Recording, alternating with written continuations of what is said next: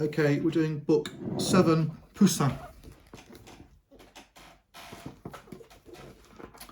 French, of course. We've got on the front a nativity scene in a rather grand wreck of a temple,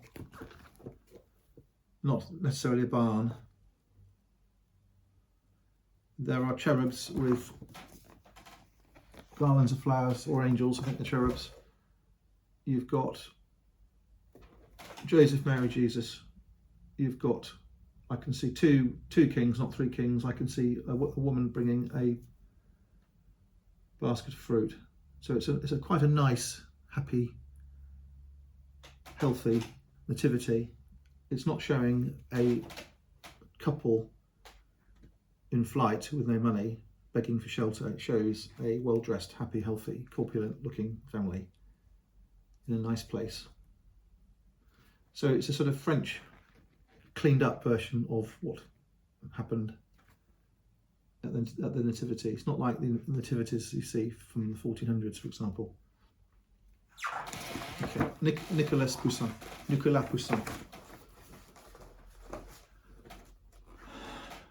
And this is written by Sir Anthony Blunt, the director of the Courtauld Institute and the surveyor of the Queen Pictures. He was a war criminal. Sorry, I'll rephrase that. He was a spy. He was working for the Queen as a picture curator and working in some of the artistic places in London. And all the time he was working, he was selling state secrets to the Russians, Sir Anthony Blunt. So that's just a comment. Okay.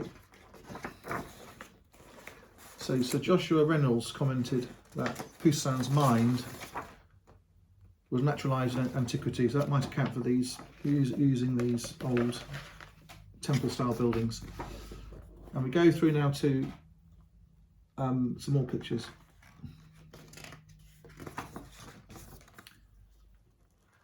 The plates all show usually group scenes with some trees. That's a simplistic comment, but that's what we're looking at.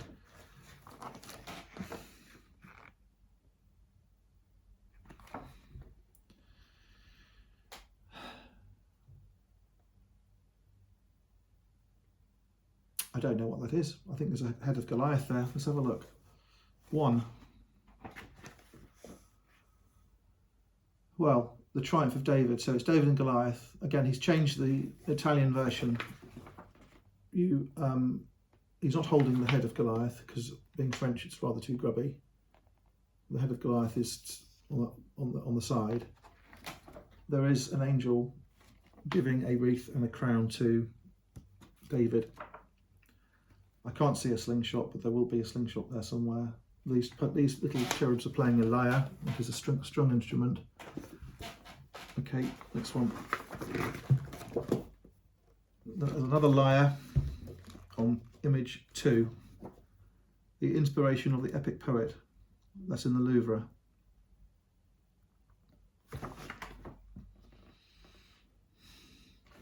The poet is being inspired by heaven. Picture 3, the Arcadian shepherds.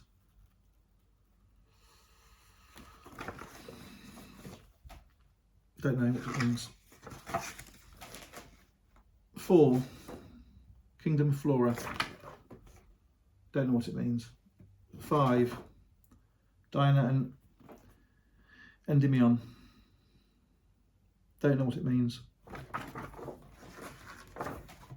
So we'll go through the classical legends. There's Greek, there's Roman mythology, Italian mythology, which has been nicked and made into French mythology and French art. That is a Venus-y looking picture. Let's see if it is a Venus. V111. The triumph of Neptune. The central figure may be Venus. Looks like that famous Botticelli picture, which I showed you in another book.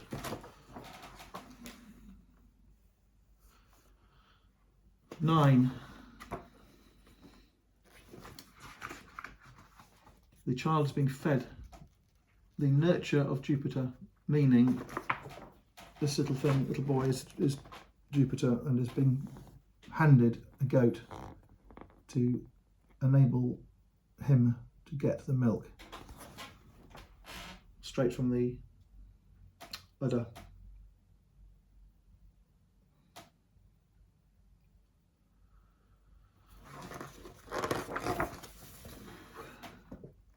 X. Extreme unction. Okay, so that is something to do with sort of the sacraments of a dying person. I don't know what's going on there. More spectacular runes. It's Capriccio style, so he's taken these Italian wreck scenes called Capriccios and he's borrowed them as backgrounds and he's stuck on the front his mythology pictures. It's spectacular. The Holy Family on the steps.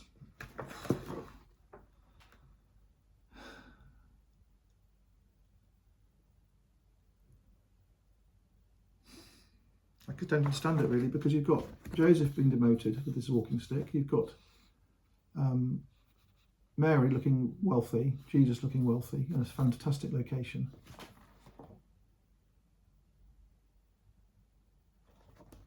Mary looking regal. It's not what happened. Don't understand it. I'm just trying to show. X11. The ashes of Poussin. Looks like an English country house garden by Capability Brown.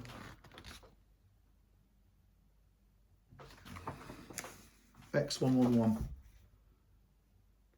Diogenes throwing away his bowl. Don't know. Okay, so I'm learning I don't know a lot about this stuff. That looks like Castello Sant'Angelo in the Vatican City. X1V. Orpheus and Eurydice in the Louvre. I'm wrong, it's not. Well, it is ancient Rome.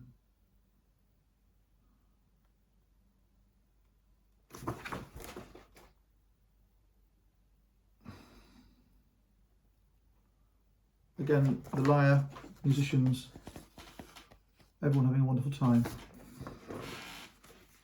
XV, summer in the Louvre. So that's a harvest scene.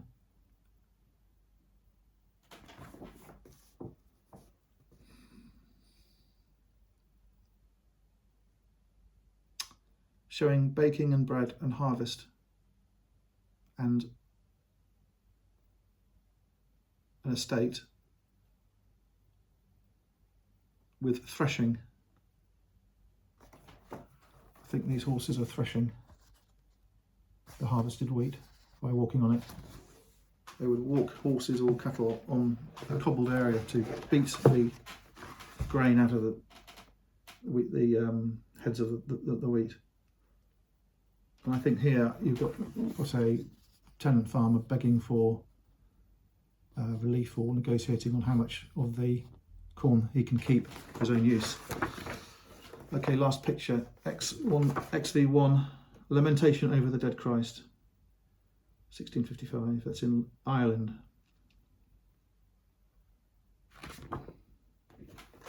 Okay, so you've got a very pale looking Jesus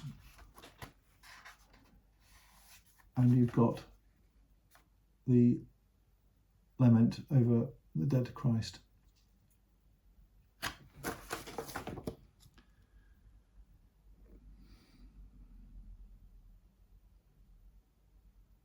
Okay, so I've been slightly cheeky about Poussin. I think he is has got a characteristic look, and he's got obviously some wonderful, fine, well painted pictures of huge value.